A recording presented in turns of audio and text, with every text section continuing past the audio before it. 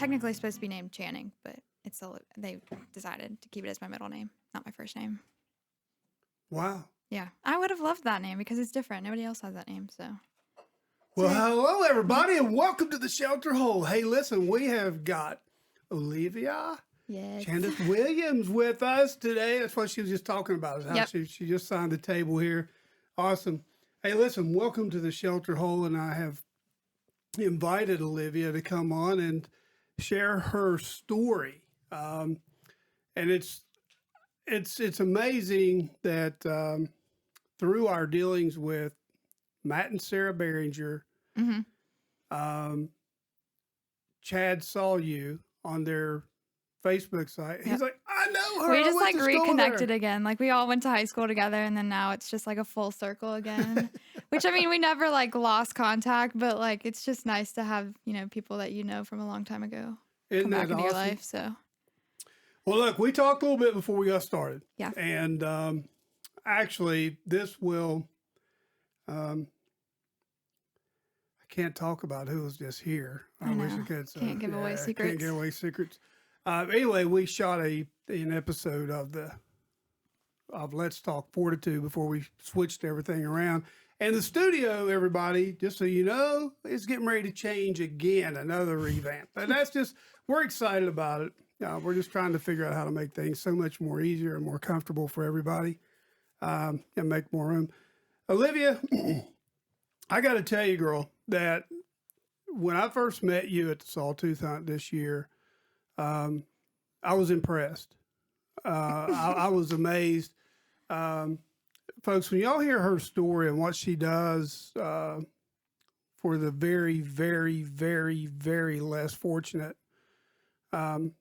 people in this world, you're going to be amazed. And it is an honor to have you here. It really is. You've got a heart twice the size of you. Yeah, and I always say that I'm a giver, and you know that's with presents, that's with all kinds of things. But I'm a giver. I'm not a receiver. I'm a big giver.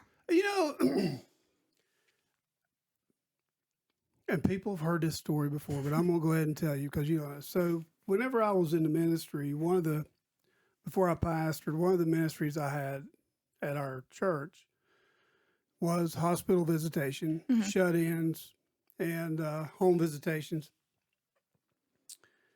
So when people ask me what part of the ministry I enjoyed the most or meant the most to me, that's why I tell them. And they look at me like I'm crazy. Yeah, I do get a lot of people that are like, you're crazy. I'm like, no, it's just how I am.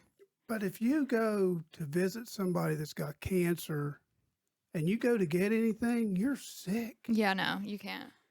But I would feel guilty, Olivia, when I left a lot of times because I felt more blessed than I felt like I ever gave. Yeah. There.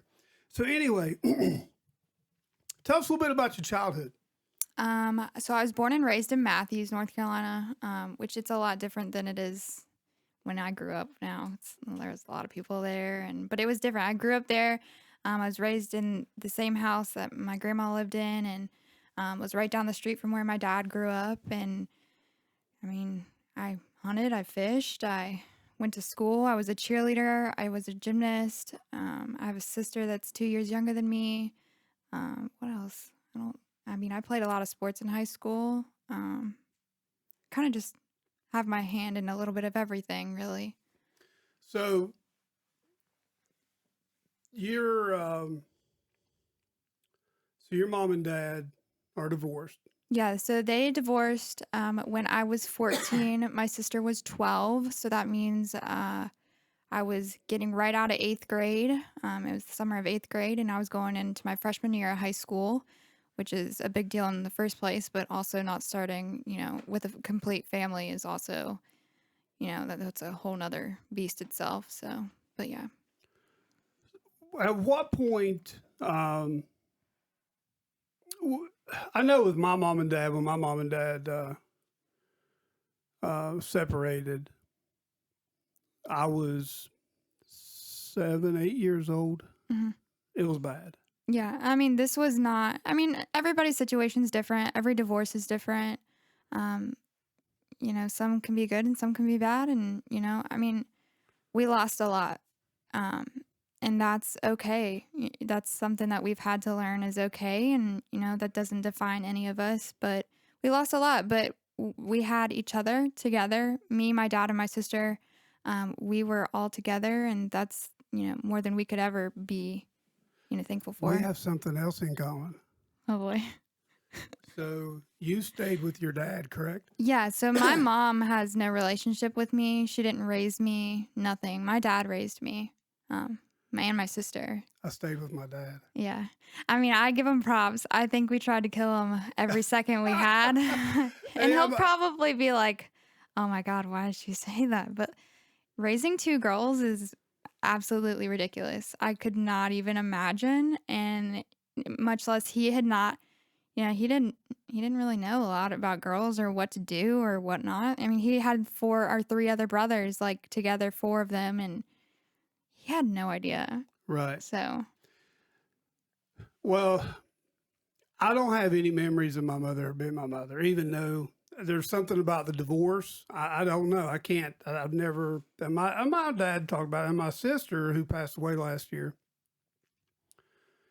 she stayed with mom. Well, she would stay with mom, and then she get in trouble with mom, and she come to right. dad. And every time she come back to live with dad, I had to give up my bedroom and go back to the smaller bed. We lived in a trailer back then, Right. and We're a lot alike in a lot of ways. yeah. So I was the type. I'm totally the opposite of what my wife went through. My Right. wife's dad used to have to sell when they were kids. They had to sell, or he sold coon hides and fox hides and stuff to buy Christmas for the girls. Yep. And or for the kids. And there's my wife. She has two sisters and a brother. And they learned how to sew. Right. I mean, they had a rough upbringing coming up, and then her dad ended up being an insurance agent, and they did really well. Right. And with me, my grandfather owned a coal mine. My mom's family had money, Right. so we went from that to nothing. Yeah. So we just I flip mean, flopped. it's wild. I mean, not saying we were never the family that had a ton of money. Like we were just never that. We were just a normal, like average family. My mom had a job. She was a nurse. My dad was a police officer. It wasn't like you had, some multimillionaire like family. Like we were just normal. Like Right. it was, it wasn't anything crazy. My mom really didn't play a huge role in my life at all, which I mean, don't get me wrong. Some days I'm like, you know what? I'm not missing anything. But to be honest, like I never had that mom and daughter relationship. I never had anybody to go get my hair done, my nails done, like do mom stuff with and or girl stuff with. But like it just I do miss having that relationship with her. I really do. Because, and even raising Chad, like you need your dad. Like you do as a man, you need your dad. And as a woman, you need your mom when you're growing up Yep. to teach you just, everything it is about being a male or female and just being, everything. But it really took a toll. And my sister does have a better relationship. I won't even say that she doesn't, but she does have a better relationship with my mom than I do. She communicates with my mom more than I do. My mom doesn't reach out to me at all. We never, if it was when we were younger, she would always take my sister to go somewhere and always left me. Never took me. Never really wanted to have anything to do with me, really. And that's a lot of people would be like, wow, that's sad. But that made me so much stronger. And that made me and my dad like this. So, I mean, some people might be like, wow, that really sucks for you. But like, that's all I've ever known. And like, I took that and I ran with it. Like, I could have been like, wow, I'm so depressed. Like, this sucks for me, like, whatever. But I turned that aroround and went. It could be a demotivator Right. or a motivator. Yeah. I mean, And- like, what was I going to do? Just sit there and be like, pity myself? Like, no, there's no time for that. Right. So I picked it up and went. I know exactly what you're saying. Yeah. That's awesome. And my dad, where he worked in the coal mine, he would get up at 4:00 in the morning and he'd get home about 4:30, 5:00 in the evening.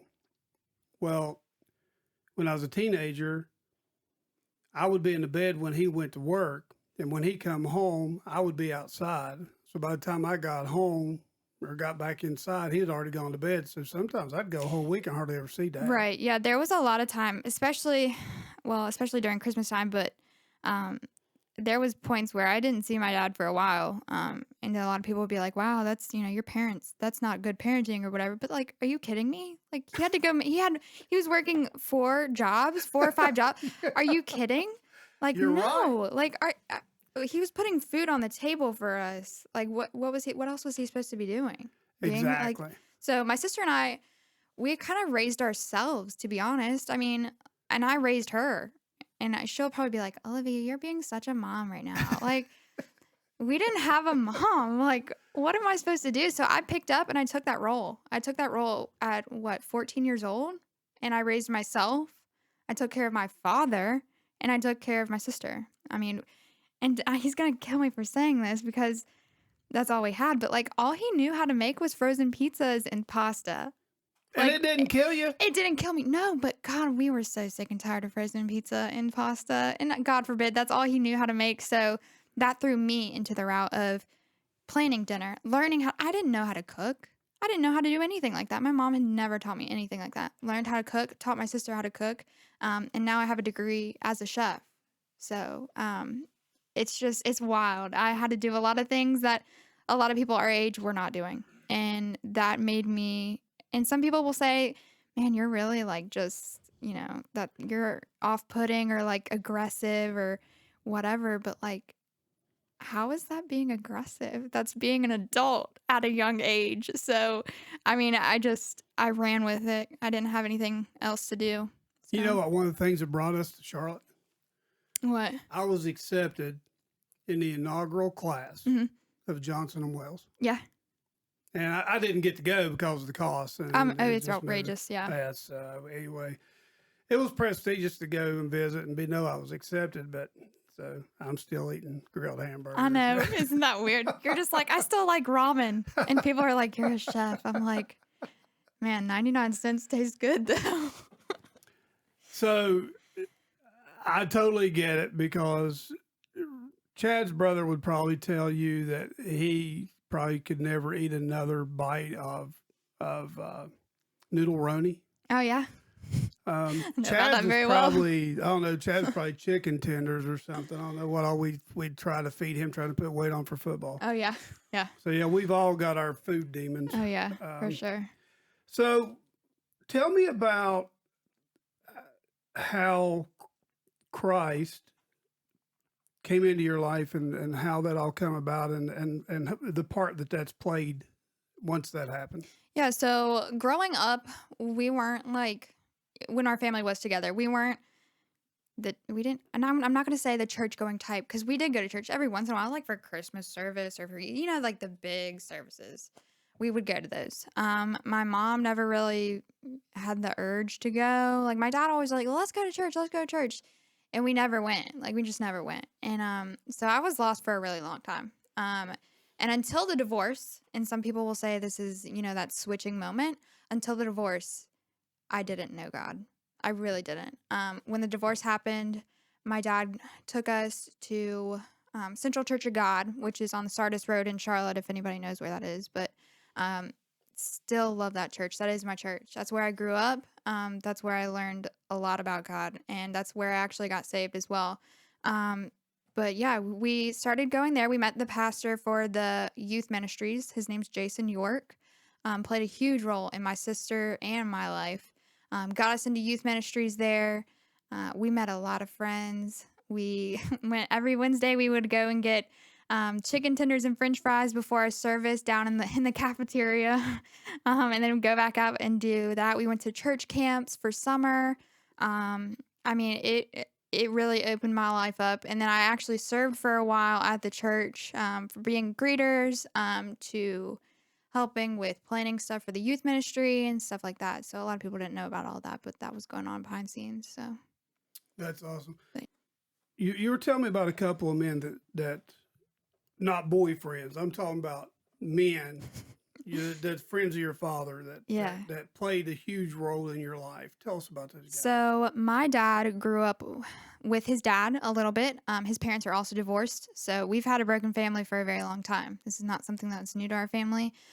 He probably had his dad in his life until he was about I don't know, maybe his early 20s. And then he kind of dipped off a little bit. And then when I was born, he came back into his life a little bit, and then took off after that. So I've never met my grandpa. I mean, I have met my grandpa. He doesn't know my name. He doesn't know how old I am. He doesn't know anything about me. His loss. His loss, right? My grandparents on my mom's side are the same way. I've never had a good relationship with them at all. Never.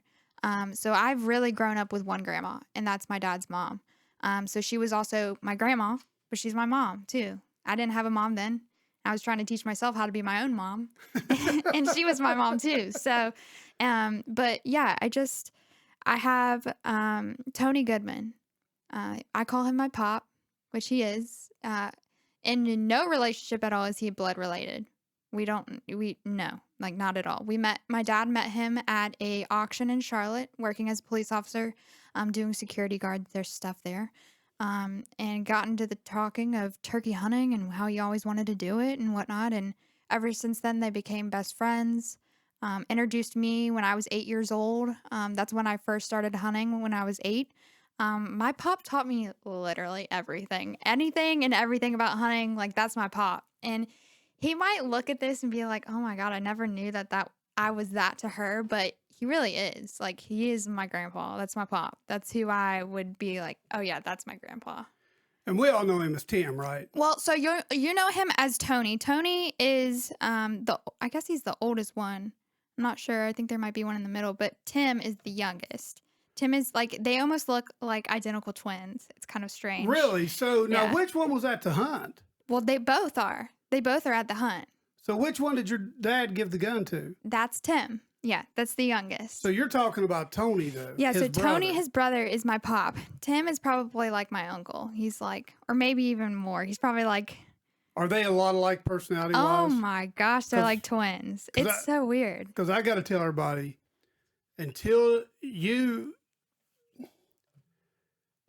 I don't know how to describe Tim. He is, They're both like that. There is no word to describe them. if you ever walked up on somebody and said hello to them and got into a quick conversation and you felt like that you have known this person your whole life and I mean, it's just That's like both of them. that when they talk, their heart, Yeah. I mean, you just feel the love. It's I cannot explain No, you can't. how, but I am going to get Tim on. People are going to learn. I know y'all are gonna love Tim. He's great. But they both are kind of like very similar but very different. So Tony taught you how to hunt. Tony taught me how to hunt. Well, and I mean, my Uncle Tim did too. I mean, but my pop taught me everything. So Tony's pop Hmm. and Tim's your uncle. Yeah. That is so Not awesome. blood related people, but And we're going to get into a little more about Tim and the part that he played in with your uncle. yeah, for sure. Late in his life. Yeah. So how old were you when you met them and they started teaching you how to hunt? 8 years old. 8 8 years, years old. Yeah. So this was well before the divorce. This was well before the divorce. My mom hated it. Hated every second of thinking that me shooting guns, me hunting, me going and hanging out with the guys, like hated every bit of it. Don't get me wrong. I am not trying to bad talk anybody. You know, my mom played a role and you know that, but I mean, my mom said some things to me in front of my wife yeah, that whenever I got ready to go back to school, that was very hurtful. My wife couldn't Yeah. do. She said it, but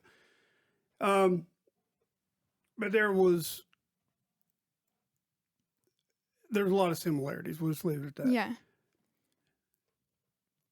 What did he teach you how to hunt first?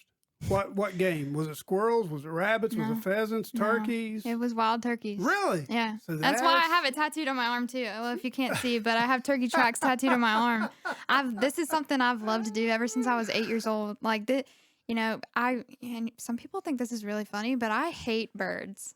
Like I don't like birds either. they scare the living crap out of me, and not a lot of people know that because that's not something I just go around and tell people. But I actually do love a turkey. Like they are so stinking smart, and I think that's why like it's a challenge. Like, it is so hard.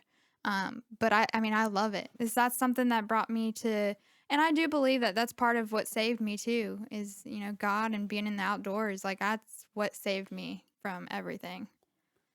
So, That's my thing. I would rather, when I grew up, um, man, I was 7, 8 years old trekking through the woods by myself, squirrel hunting. I mean, there is nothing. I mean, it's so hard to explain. There are people little kids that have to go to daycare. They're like doing this, or they're out, playing.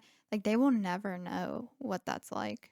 And I wish my boys got to experience that, because when that was taken away from me was when I really headed down a bad road. Oh yeah, no. We in moved to the same city and I way. didn't have it anymore. Yeah.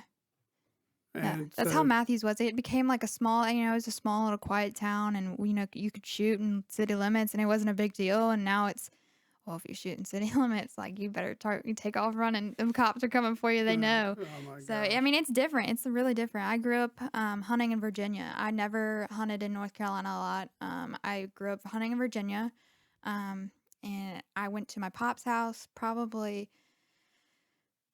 Oh, I couldn't even tell you how many times I used to go. Between turkey season, deer season, we were there almost all the time, almost every weekend, it felt like. And I met some great people there. So were you 8 years old when you killed your first turkey? no, gosh, no. How long did it take you to kill my your first gosh, I was probably in high school when I first killed my first turkey. Really? That is so hard. Now, don't get me wrong. I saw plenty of turkeys, took multiple shots.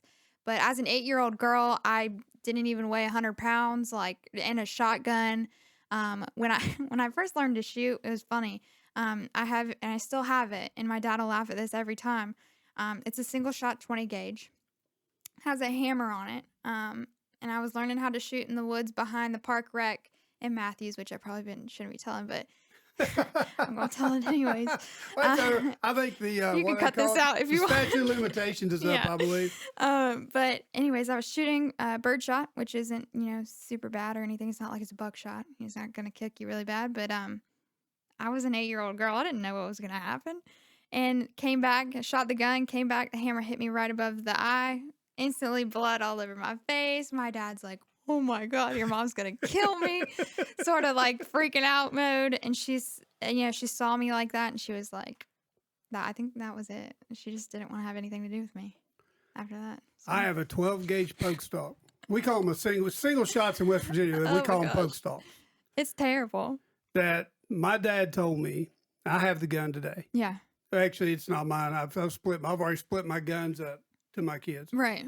What ones I've got. But Dad always told me, don't ever turn that gun straight up in a tree to shoot a squirrel. No. I said, why? He said, it's going to do two things to you. It's going to bloody your nose. Yep. And it's going to knock you down. Yeah. And honestly, some people would be like, well, why did he choose that gun? Like, he should have let you have a 22 or a 410. Like, no, I got my butt kicked. Like, that was, and I needed it, like, and that's not even being like, oh, whatever, but that'll teach you how dangerous a gun is Olivia, in a very short time. So my dad bought me my first gun. I was 7 years old. Yeah. Single shot 410. And my grandmother always told me, John, you don't ever shoot once. Yeah. You shoot twice. Yeah. And everybody's like, well, why did she tell you that? Because she wanted to make sure I didn't fall down and my gun had went off. Yeah. So went out squirrel hunting with her by myself first time. And there was a tree just down below me. Now, you got to remember, this is West Virginia. Yeah. But anyway, where I was at, there was a tree that had like a Y in it. And there was a squirrel in it. And I'd shoot, and that squirrel would run over here. I'd shoot, and that squirrel. I shot almost a whole box of shells at that squirrel, never did kill it. And I took it back to the house and said, Dad, I can't kill anything with this. Yeah. So he's like, oh, you're crazy. So he took it out himself and came back, didn't say anything to me, and just put the gun up. For Christmas that year, because after that, I started hunting with my grandmother's single shot 20 gauge that her mother hunted with. Yeah. So this is my dad's mom. So I'm the fourth, they'll be the fifth generation with this gun. Yeah. So, and that was through that hunting season, that fall. Well, for Christmas that year, 8 years old, underneath the tree was a brand new 12 gauge model 1200 pump action shotgun. Yeah. I mean, don't get me wrong. I would never trade it for anything, but that was the worst gun he could have ever picked for me. And I still have it, and I haven't touched it since. Really? I have not you should touched it go since. out and get over that. Look, we have put lead in the butt, and it's heavy as all get out. I do not want to have anything to do with that, but I have another 20 gauge, and I swear by it. I mean, it's the best. Well, now here's the thing. If you ever know you need shoulder surgery, just go ahead and go shoot the gun because it's not just going to might matter. You as get well. ready to go surf. Yeah, might as well. Just take it on out there. So, what's your favorite gun to shoot? Is it a shotgun? Is it a pistol? Is it a rifle? And why? Probably a shotgun, just because I'm more comfortable with that. That's what I shoot year round most of the time. Anywhere from shooting skeet for fun in the summertime, doing for dove season. I hunt turkeys with them. I'll hunt deer as well if they have dogs running, and we'll do that. I've used it for rabbits. I don't really do a lot of squirrels, but if I do, it'd be a different gun. But I mean, I use it year round. I mean, depending on what it is, I can go from the 20 to 12. But yeah, all year round. 20 gauge for your turkeys? No, 12. 12? Yeah. Low brass or high? Well, I don't really know what the shells that I'm using now are because I had to switch up, but I think it's high. Yeah, well, what I mean by low brass or high brass is just, you're talking about, they just have like the bird shot. Yeah. It's the brass is like for bird shot, or if you're hunting, the brass will be shorter. Yeah, for this one, they're For a little double up buckshot, it's way bigger. Yeah. I'm not sure because I literally just switched ammo with this new gun because I got a new choke for it. So I've been trying to see which one has my best pattern for turkey season. So I had 3 chokes that came with mine. Yep. Years ago. Yeah. But I left the full cylinder in it. Yeah. I never did use. I didn't like the modified. It really wasn't. And I was rabbit hunting, and I probably should have used the modified or the improved cylinder. Those are the 2 that they use for duck hunting. Yeah. Because your pattern's a little better. But hunting squirrels, you want to keep it. Yep. Or rat, Anyway, that's awesome. Do you rabbit hunt? I've done it before. I mean, I don't have dogs myself. My cousin has dogs. He lives in Virginia, and he rabbit hunts all the time, constantly training for that. And he just got puppies, so he's trying to teach them how to rabbit hunt too with his older dogs. And yeah, it's fun. I love it. Have you ever seen a rabbit dog? Yeah. You're looking at one. I'm telling you. I hope my Uncle Donnie is listening to this, and I want to make sure he listens to it. He and his brother, Mike, when I was a little old thing, and Mom and Dad were separated, whatever, Donnie took me squirrel hunting, and Dad didn't have time because he worked so much. Right. Donnie worked for UPS. He had a little bit more time. So him and his brother would take me. I didn't carry a gun, and the reason why is because I was their dog. I went into every briar patch. Oh, no. I went into every brush pile. So now here's the funny thing. So when I got old enough to hunt on my own, I was a senior in high school. Yeah. Or just as a junior, senior. And I couldn't wait to get home every day after school. Yeah.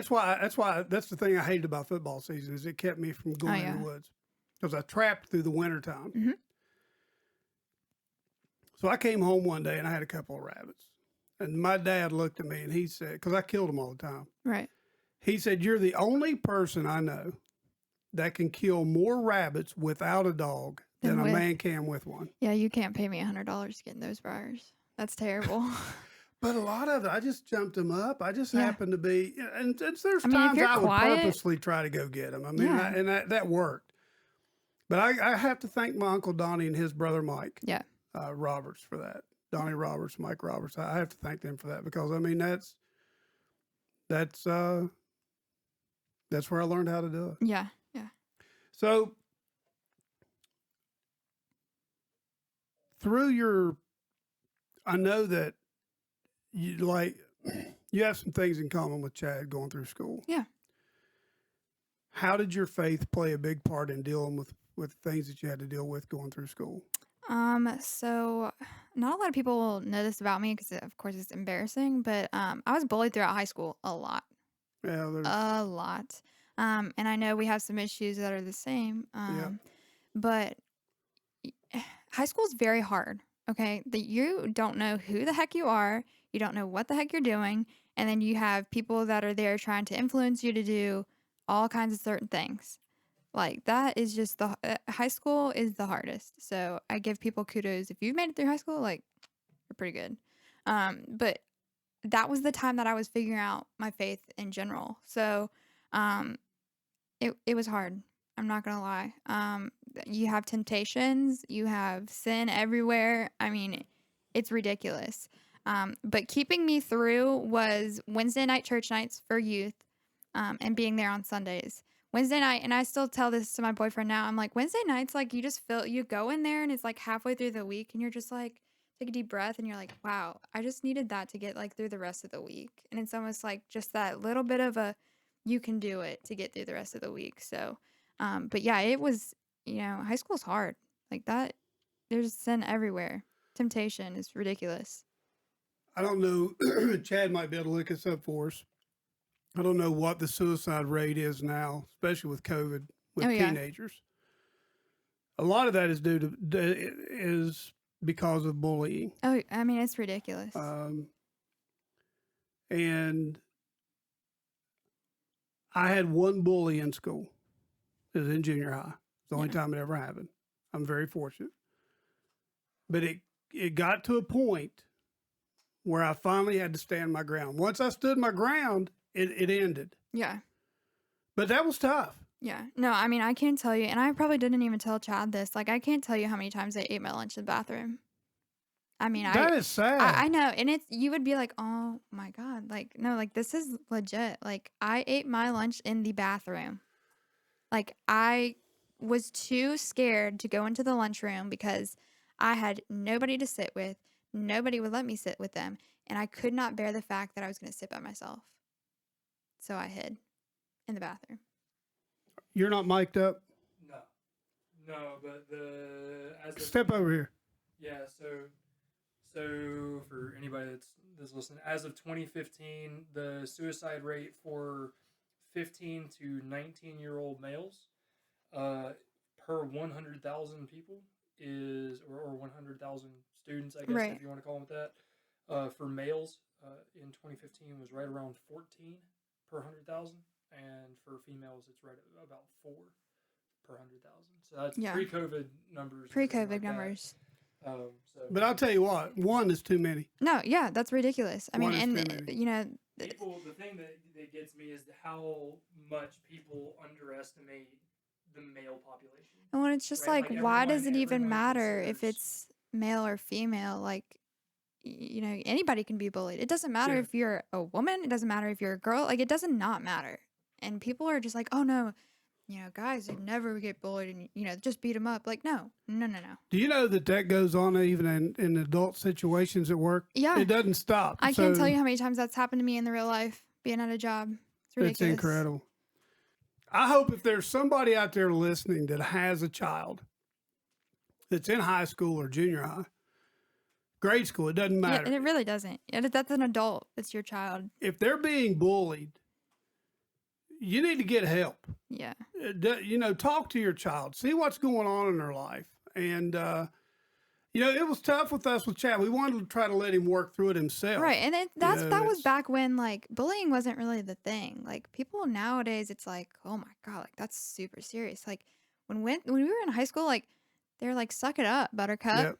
Like take it outside, figure it out. This is not the same day and age. No. And a lot of it is, that's one thing I hate about email Oh yeah. and I hate about social media. Oh yeah. Because to me, back in the day, whenever I was a kid, the thing that made people the big guy was alcohol. Oh yeah. Everybody start drinking, they're going to whip That's everybody. probably the same for us in high school. Well, but now they can hide behind a text message. They yeah. can talk crap in a text message or an Instagram. I told that Chad maybe like right before we started filming. I was like, everybody acts like their stuff doesn't stink. They get to hide behind the screen and portray them as somebody else that they're not. It's and it's so easy to do. Like you can get on in just 5 minutes and you're done. Like, it's amazing. yeah. And I just anyway. and I would never tell my dad that. Like, I don't even know if he knows today that I ate my lunch in the high school bathroom every single day of my senior year. That's So terrible. sorry, but No, I no, just told everybody. Well, no, but listen, people need to know this. This This actually, is real life stuff. Yeah, it's real life. It's still going on today. Yeah. And so, and you were a cheerleader. Oh, So, yeah. I mean, so- it's not like I was a loser. I mean, not saying you have to be a loser to be, but I'm saying it's not like I was like some like just crazy, like. Well, typically, if you're playing football or you're a cheerleader or you're in the It's a band or different something, stereotype for sure. you're considered kind of popular, especially Yeah. if you're a cheerleader. Back in No. my day, if you were a cheerleader, you were popular. So you. No, it was different. Like, I hunted, I fished. People knew that. People saw that. People thought, this girl is really weird. Like, this girl is real weird. I mean, I would wear camo at school. Like, I had a camo backpack. Like, people were like, who the heck is this girl? And she is so weird. Like, there was nobody, and even to this day, Chad can, tell you, there was nobody else like that. There's still nobody else like that in the Matthews, Indian Trail, Monroe area. There's not another girl. Let me tell you something. Being an only female hunter I'm not gonna say it sucks, but like there's not a lot of other girls. I got a blonde-headed girl coming to my school dressed out in camo, carrying a camo Yeah. backpack. I ain't messing with her. Yeah, people are You don't mess with somebody like that. That's the type of person that puts you in an and early it's grade. not like I was mean. Like, I was the nicest person ever. Like, I am not that kind of person. But people were like, this girl is weird. And like they pushed me out so fast. There was no room for acceptance. So let me ask you this. Y'all been out of school how long now? 6 or 7 years? Chad, how long y'all been out of school? I don't know, now? maybe more. Almost 10 years. So Okay, how 7. does that still plague you? Does that still bother you today? Do you still have Um, issues from that today? So, and not a lot of people know this either, but I struggle really bad with anxiety. Like, I'm on medication daily for that. I have struggled with panic attacks, just general anxiety disorder stuff, and even social anxiety a lot of the times, which you'd look at me and talking to me and you'd be like, that girl has no problems. But let me tell you something. Let me open my book of problems to you. I have a book of problems. Like, but yeah, I mean, it's definitely played a role. And not even, looking at it back now, I'd be like, gosh, I'm so stupid. I should have just, walked the halls with my head up high, like not given a, whatever. But that was me learning, that was me learning what was going on and like how to act and whatnot and trying to figure myself out. But now I know who I am. So it would be different. Again, I hope that if there's somebody out there that whose Yeah. kid is going through this, I hope that they'd have their child listen to this and maybe to give them some encouragement to stand up, to hold their head Yeah, high, I to mean- walk through. You are who God made you. Right. And that's the thing. Like I struggled with it a lot and I was like, you know what? This is just so stupid. But then I was like, you know what? And it's really hard for a lot of people too. Like all of this was planned. This was all a part of your path, your writing, everything. This was a part of it. And everything was supposed to happen for a reason. So a lot of people have a hard time, dealing with that. But like I kind of had to step back and I was like, you know what? Like that was supposed to happen to me. And that's okay. Is where I, put me to be the person I am today. So, Well, we're going to move on to something a little less heavy. okay. So, at 8, Tony had you hunting. Yep. So, how did you meet Matt and Sarah through your dad or through Tim? Well, a little bit. or Okay. Tony? So Tony and Matt had always been friends. Dad met Matt through Tony. Oh, okay. They all kind of have like a big circle of like friends. So they met through that. The first time I ever had been to a handicap hunt was, I think it was like my freshman or sophomore year in high school. That was the very first time. And so I was probably like 14 or 15. So. How many years is hunts? that? Well, and I'm just saying, do you know about where that was in the hunt? Oh, How many hunts they'd put on at that point? Not a lot. It was the beginning. So you've It seen it was grow oh, yeah. over the years. I mean, I remember when we were there, I mean, there was probably, like, 10 hunters, 15 hunters, maybe. I mean, it's grown to now we have, like I know it's, like, over 30 at least, or maybe 50 hunters, especially during deer season. During turkey season, it's a little bit smaller, not a lot of people like the challenge. It's How hard. many? I can't I remember thought what there they were said this. almost 100 there this Yeah, year. it might have been. I can't even remember how many people there were, but there's a lot of people during deer season. I was very impressed at how they run that. Yeah.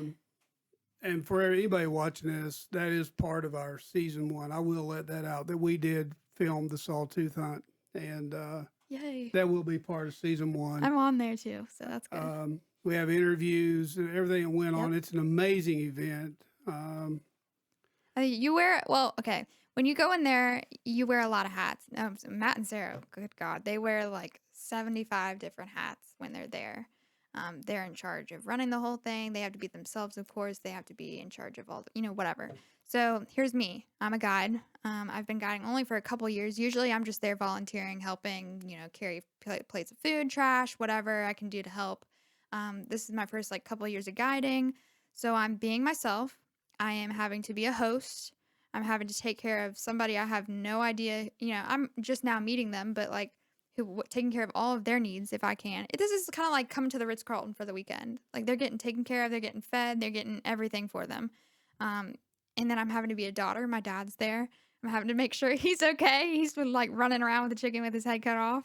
I'm having to make sure that Matt and Sarah are okay. I'm doing my job. This is not an easy, when they tell you it takes a village, it takes a village. It's more than a village. It's more like a city to make that Yeah, thing it's go. like a small city, but I mean, the people there are, they're kind of just like you. It's a huge heart with a big idea. So Whenever I was in West Virginia, well, we did this in Greenville, South Carolina, and it was a huge hit. yeah, Because I had friends that hunted, went and killed a deer on a guy's property down there. yeah. That took me out bow hunting, and I'm a big bow hunter. I don't like to hunt deer with a gun. I'm a bow hunter. So we used to put on these wild game and fish dinners, Yep. and we'd have a special speaker come in, and it was a potluck. Everybody brought in a dish, and my wife would and the ladies would make these sheet cakes Yep. out of chocolate cake, and then they'd take gummy worms and put them in there, and it was, and they took Oreos and crumbled them up on top, so it looked like it was dirt, right? Yeah. So whenever I got it, when I went up there, I'm like, this is like just a huge wild game and fish dinner at church, Yeah. but you actually get to go hunt, Yeah. Yeah. and you have a raffle at the end of it. Yep. And I was like, man, this is awesome. Yeah. But I'll tell you what impressed me there too was when I saw that the North Carolina Game Commission, Game and fishery. Yep. Mm-hmm. and I saw them, they had bolt cutters out. And I'm like, what are they doing with them things? They also had the biologist there as well. Yeah. And we interviewed them. Yeah.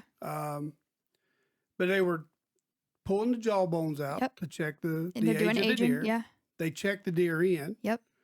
So nobody, and I think it's awesome because nobody driving down the street or somebody that They gets have no jealous idea. Yeah. that because they didn't get invited to hunt that year or whatever can say, hey, they're doing all this stuff illegal. Baby, we've got the tags. We've got the numbers. and we've got the Try game. to get us in trouble. We can't. We're doing it all right. Yeah, because Yep. when you have the Wildlife Commission there, North Carolina Wildlife Commission, And they're here for it. yeah, They are really here for it. I mean, when you see these kids or these adults or, this is really crazy. You have people that are blow through a straw to shoot a gun. yeah. You have people that are clicking a button from a screen to shoot a gun. And Dalen's a great example. He shoots with one arm, one hand. That's ridiculous. I couldn't even imagine doing that myself. And I tell him that all the time. So, what was your conversation with Matt and Sarah when you went up to them and said, guys, I want a guide? Well, I didn't even really ask them. I feel like I just told them. They probably told me the wrong thing.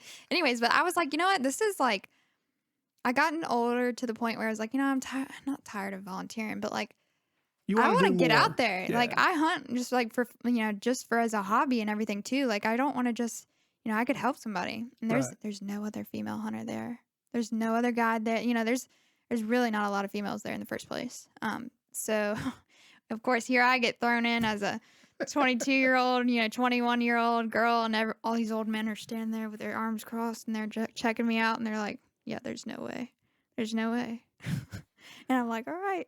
All right." And I bring my hunter back and then we have the biggest turkey of the year. I was I'm getting ready to like, say brag a little bit. yeah, or like this past season for deer season, my hunter, which was the most handicap hunter there, shot a Yes. deer. And they're all looking at me like I'm absolutely crazy. And I love it. Yeah, Chad watched you get your feet wet that morning. I got my whole pants wet, my socks wet, my shoes were full of water. And Chad was standing there. I was like, "You could help," but he had his camera, so I couldn't be mad at him for that. Oh So, my gosh. but yeah, it was a good morning. Matt and Sarah,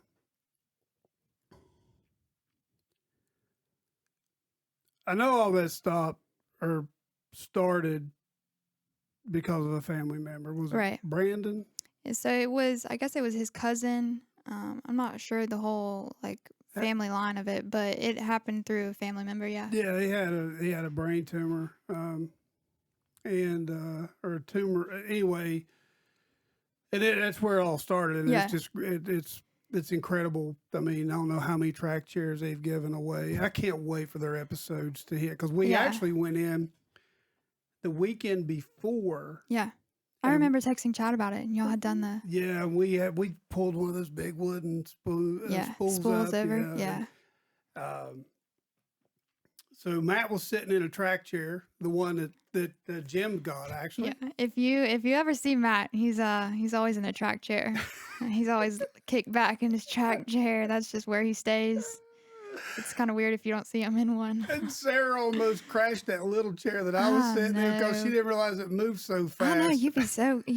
I'm telling you, you could take those things down the highway. You could race them. It was hilarious. Your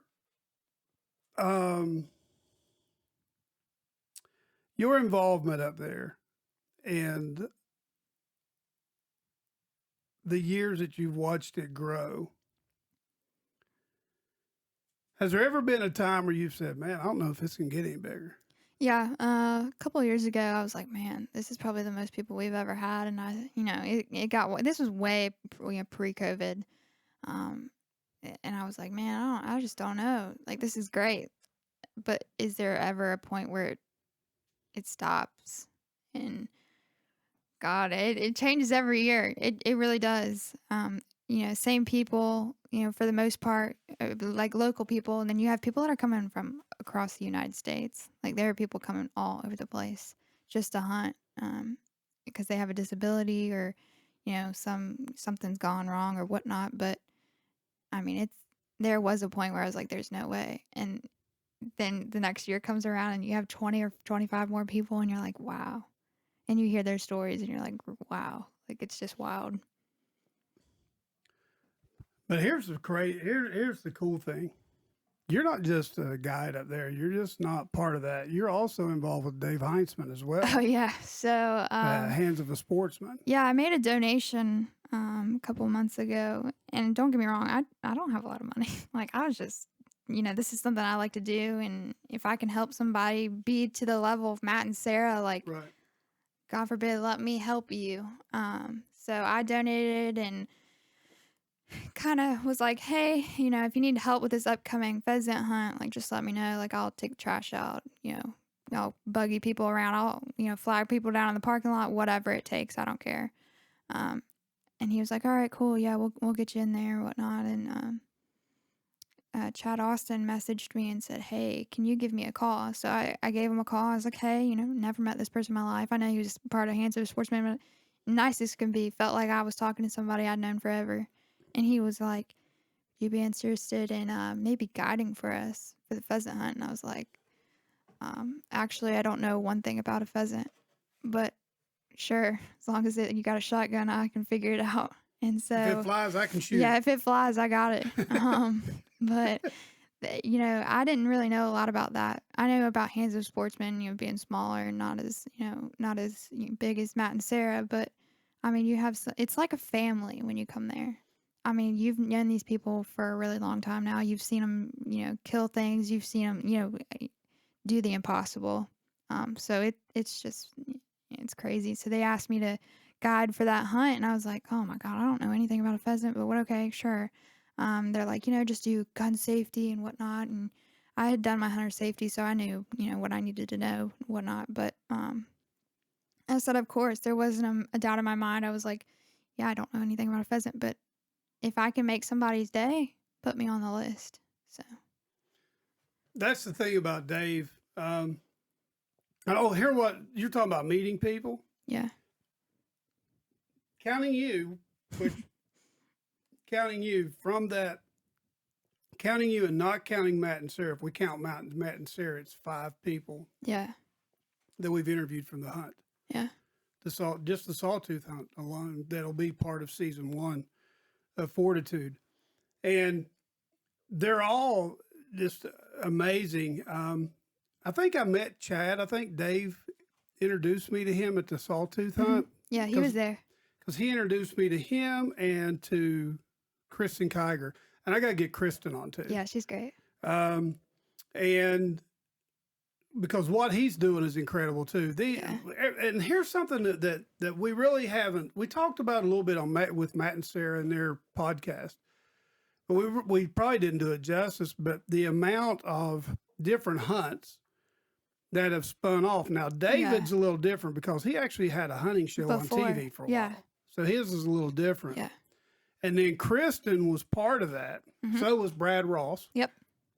They were all part of that with him. And to see, you cannot be around, I'm just going to be honest with you. You cannot be around Matt Behringer, Sarah Behringer, Candace Williams, who's your dad. Yeah. You, David Heinzman, Kristen Kiger. Did I say Tim already? No, Tim Goodman. Yeah. You can't be around those people without being affected. Oh yeah. It's like they'll give you your shirt off your back. I mean, they'll give you everything they've got. If you need a pair of socks, aka Sarah, she gave me a pair of socks. Listen, I can spot a frog from a mile away. Yeah. There's no frog in these people. Yeah. No. These These are like real people. Oh my! I mean, you're in the first year. That's your family now. And what they do is infectious. Oh, what yeah. you do, and your personality is infectious. So what I did when I got when we did that last turkey hunt with Jim, that literally changed my life. I mean, of course, the hunt changed my life every year, but like that changed my life in a whole different way. I got shared over Facebook. I had over, I can't even tell you, 200 Facebook friend requests after I left the hunt. Really? And that was from last spring, not counting the ones from this year from Ethan's hunt. Wow. People that are at the hunt, people that know people at the hunt, people that see me on Instagram as an influencer, which I'm not even an influencer. I'm not even that, like that's not me. But like people are like, wow, you're awesome. I'm like, just doing my job. Like this is just me every day. And receive that. Yeah. Because it's well deserved. Yeah. I mean I do, but I'm just like, this is just me. Like this is what I bring to the table for everything. You are very humble. Yeah. But at the same time, I feel like I know how to receive God's it. Yeah. blessing. Yeah. Here's my problem. I know how to give. I don't know how to receive. Yeah, and a lot of That's people my say problem. that. They're like, I thought you would have jumped up and down for this gift or whatever. And I'm like, no, like, I really like it. Thank you. But I'm just not that kind of person. I don't know how to. I don't know what to do. Like, it's like kind of like, what do you do with your hands? Like, I don't know what to do with myself. That's like, I thought about going out and trying to raise sponsors for Forerunner. Yeah. To help.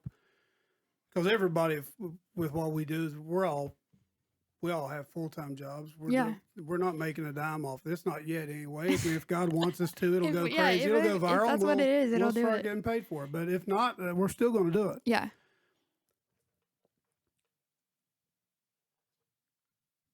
Where do you see Olivia over the next 5-10 years? Where do you see your life? Where would you like to be? Do you have any aspirations of having your own hunt?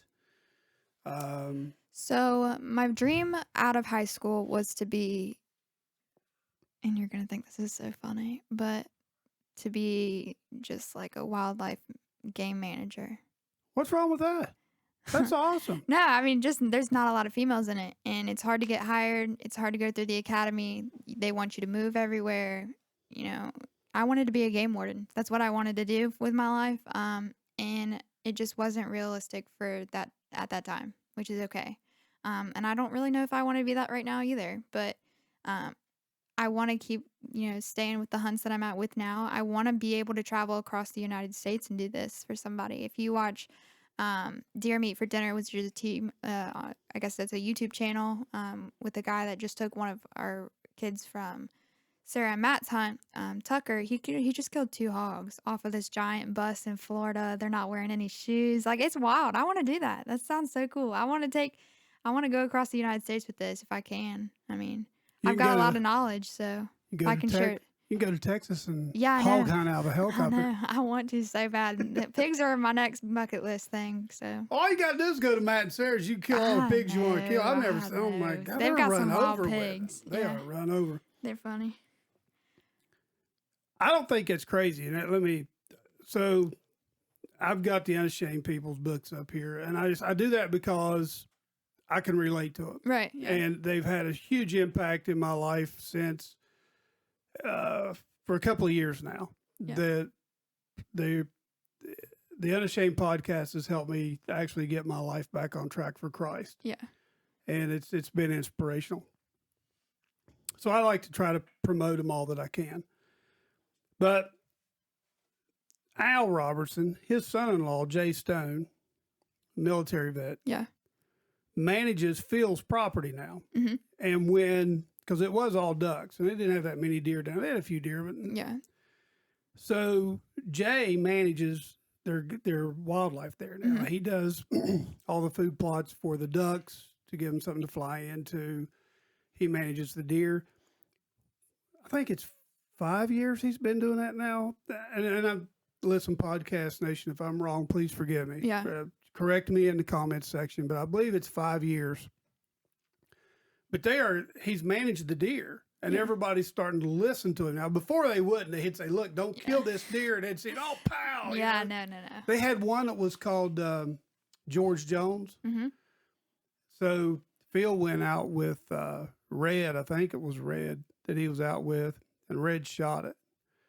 And Phil called and said, "Well, he stopped loving her today." Yeah. That's so funny. But anyway, they've killed some really big bucks there this Yeah. year. And it just goes to show what made it. So listen, any of you landowners out there that Yeah. are trying to manage your game, give this lady a call. Call right me. here. I'll hunt for free. You don't have to do anything. No, I'm just kidding. But She yeah, can no. help you manage your Manage your stuff. Get your food plots ready. Do your camera setups. See what's going on. Make sure they're getting all the proper minerals Oh, and yeah, food plots for and all that sure. good stuff. Yeah, but you'd probably be surprised what you have on your own land. Yeah. And I tell that to a lot of people. You'd be surprised. But yeah, I'll do it for Clover. you. Oh, they love it. Oh man, Clover's great. soybeans another one they love. Yeah. Any aspirations of going out west, like to Wyoming or? Oh, I'd love to go out west. My parents went Elk out west hunting? when they were they were married and young and whatnot. And I've always wanted to go out west. I love the idea of cowboys and Indians and being, whatever out there is huge for rodeo and whatnot. And that's something else that I like to do. But there's a lot of big game out west. It's a lot different here. So any of you outfitters out west? Yeah, if you know anybody out west that's gonna try to get me out there, let me know. Yeah. Get in touch with us and we'll get you in touch with Olivia. She'd love to come out and Yeah, I Put one mean, of those I have a big bucket outfitters. list. Yeah, I got a bucket list. So if you try to help me, that'd be great. wow. So I'm just going to fire these off at you real quick. Okay. I'm just going to try to think of 'em. Quick fire questions. Favorite book? Other than the Bible, of course. Right. Yeah. Honestly, I don't know if I have a favorite book. I didn't used to be into reading until a couple years ago when I got into my anxiety and everything, and finding books was a different thing for me. So I don't know if I really have a favorite book. I like a lot of books. But wait, My Side of the Mountain was always my favorite book. Cool. Do you know that one, Chad? My Side of the Mountain, I think they had it maybe like high school, at the beginning of high school. It's where this kid runs off and survives out in the middle of the wilderness by himself. And I mean, it's wild. I mean, it's cool. I like it. Yeah, I didn't know that The Revenant is a true story. Yeah. Yeah. After watching it's when I found that out, and I'm Yeah. like, oh my God. That's wild, isn't Yeah, it? that's crazy. So I already know what your favorite gun is Yeah. and what your favorite game is to hunt. I'll ask you the same thing I asked your dad: sunset or sunrise? I've always been a sunset. He said both. For me or for him? No, for him. He said For him, both. he likes both. Yeah. I'm always a sunset. Sunrise is it's just not the same. To me, I'm a sunrise. Okay. Because I'm an early riser, I'm not. and I kind of hate to see the day end. Right. So I'm a sunriser. Yeah, I could see him saying that. I don't know. Beach, lake, or mountains? I've always grown up at the beach. I love the beach. I love to fish there. But I also grew up in the mountains hunting, so You beach pick or two. mountain, probably. I don't know. Favorite breakfast food? My dad will tell you Eggo waffles. Really? I'll go through them Eggo waffles. It's bad. I'll probably put them in business. Seafood or barbecue? Seafood. Oh gosh, man, that's terrible. How can No, you I be love seafood. You can't. I mean, you I can't like get that out barbecue, in the but- woods, girlfriend, unless it's I mountain mean- oysters. Yeah, it's all right. I mean, I don't hate barbecue. I like barbecue, but if I had to pick seafood, I've never been a seafood. my boyfriend fan. would probably say, any seafood that's fried. He only eats fried seafood. I'm like, you're wild. You're That's missing me. out. If it's fried, covered up Yeah, with foam, no. He's like, if it's it. fried, that's for me. I'm like, no way. And if it smells like Fisherman's Wharf, no, I don't want it. No. Yeah, no. I love fish. All right. You mentioned your boyfriend, and I'll end on this one because I asked Brad Behringer this. I can't remember if I asked Brad and Sarah this or not. Okay. Or I mean Matt and Matt Sarah. and Sarah. But I asked Brad this. Yeah. I didn't ask your dad because it is just a little different situation. His podcast was. Yeah. If you had the money and the plane ticket, all you had to do is say where you wanted to go, Yeah. and it's you can go. If you could view a sunset with your boyfriend anywhere on the earth, anywhere on the globe, where would it be? Man,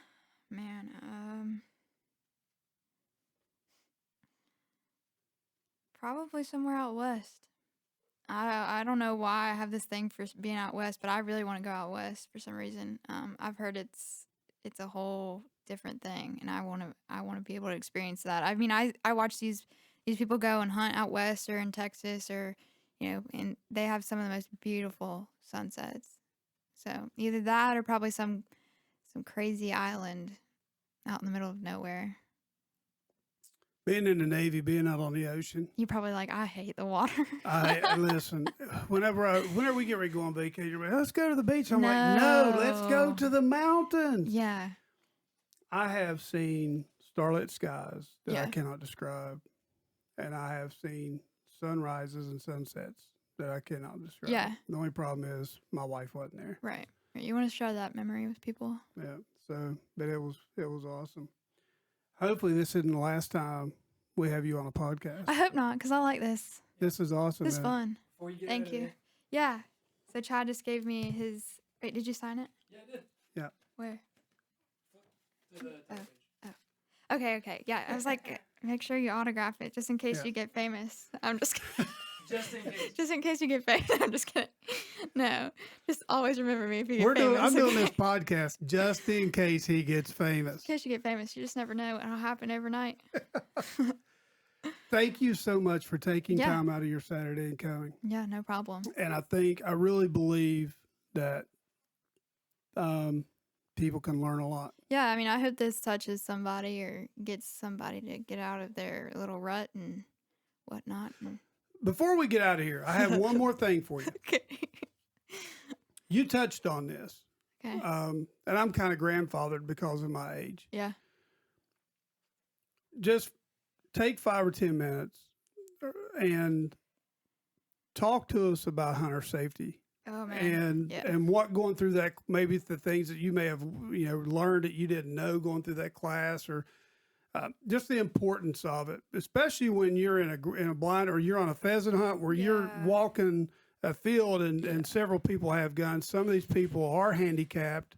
Yep. So I mean, if you don't care, just talk about that for a minute. Throw a disclaimer on that.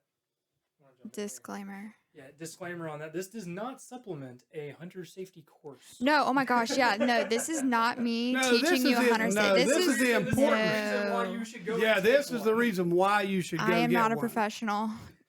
There are Yeah, people's out there saying, "Oh, I don't need to go take no." I do not certify anybody. Boy, I don't need to go take no hunter safety course. I learned about it on YouTube. I know. No, you don't know. Next thing you know, we're getting a lawsuit. Yeah, no lawsuits, please. First thing, always treat it like it's live. I don't care if you can see through it, down it, whatever it. Always live. Treat it like it's always live. I went to my hunter safety course in Bass Pro Outdoors. Oh God, when I was like 7, maybe. Travis T-Bone Turner. I don't know if you know who that is, but Sounds familiar. he hunts with Michael Waddell. He's very that's very where I famous. fit, yeah. Yeah. So he taught my class. Really? I also met Brenda Valentine, who is one of the only, well, not one of the only, but she was one of the only female hunters ever at the beginning of her time. So she actually autographed my thing. Anyways, hunter safety, always treat it like it's live. You need to know where you're going to be, wherever that situation is. Like if you're with dove hunters, you need to know you don't shoot from, you only have like the angle of the 10 and 2. Stay in your lane. Stay in your own lane. Yeah, for sure.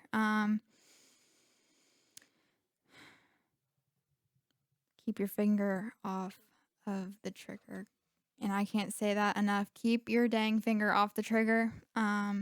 Or even if you don't know people, like a lot of people come and dove hunt with us. I have no idea who they are. I don't know how they treat their guns. I don't know what they do. I don't know.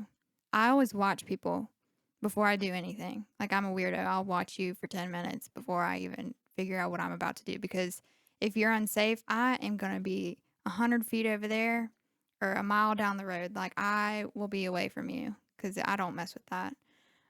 Safety has always been a big thing, especially in our household with my dad being a police officer. We called it the no-no. That was his gun. And if you touched that gun, like you were going to be in big trouble. So I just make sure you're educated. If you're not educated, find somebody that is and become educated. Like Angie Tate, I'm about to take her for this pheasant hunt, and she doesn't know anything about my gun. Before we go out there, she will know that gun by the back of her hand. So if you don't know, educate yourself or find somebody that can educate yourself. It doesn't matter if it's a good day, bad day, any day. Something can happen. It doesn't pick a person. It can be anybody. So it's really, really dangerous. Yeah. You can trip. I You mean, can fall. it's wild. You could just trip over air. You don't even have to trip over anything. Exactly. Something bad can happen. It doesn't pick the day. And I have lost a couple people that I know of from hunter safety incidents like that. So or gun safety in general. It doesn't even have to be a hunter. It can be a gun in general. People that we went to high school with as well. So yeah, it doesn't pick anybody. That's one of the things I really like about a single shot. Yeah. It has a hammer on it. It's got a hammer. It's the same way with the pump. Like you got to pump for that second. And if you don't, it's not going to go off. Of course, there are safety measures that they put on the guns, but that doesn't mean that everybody's going to use them correctly. Exactly. So Yeah, well, even whenever I squirrel hunt or rabbit hunt, I like to watch I would people. continuously. Oh yeah.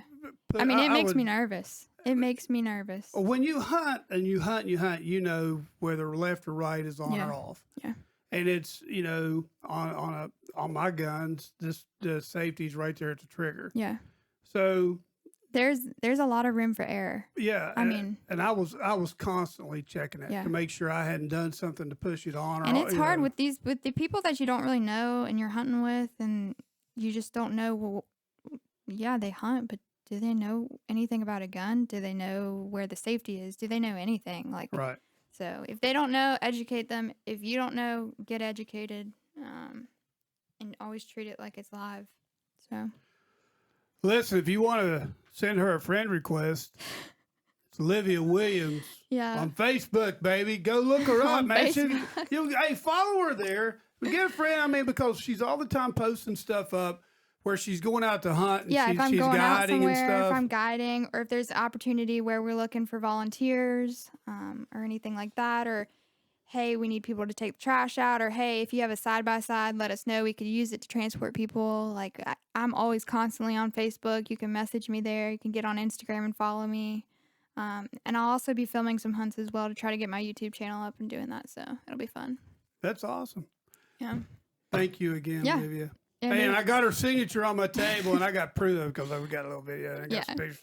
Anyway, hey, Chad, thanks for sticking here with us. Chad came in to help us shoot this drove weekend. 6 hours. Thank And, you guys so much. Chad and I are going to try to record something tomorrow. A little something, not much, but we'll try to do a little something. I want to talk to him about his book. I haven't had a Oh, chance yeah? to do that yet. Yeah. So, but anyway, everybody out there in YouTube land, please do us a favor. Like, comment, share, subscribe. There you go. Because it quit. Because it. She says that better than I do. We need to put that on the end. Have Look, her to I do that. swear I'm we not- need to splice it in on the end of every one of our videos. That'd be awesome. Oh, gosh. That'd be great. But that helps us activate the algorithms. Yeah, yeah. And Make sure we it's get some people yeah. out here and looking So, at stuff. So, awesome. And when we get ready to post this up, we'll make sure we get it to you so you can share it yeah, on your. tag me. We will. We'll Yes. tag you. Hey, thanks everybody. Welcome to coming back, or thank you for coming back into the shelter hole. And it's a pleasure having Olivia Yeah. with us. Hey, we'll see you guys in the next one, and God bless. Bye, y'all.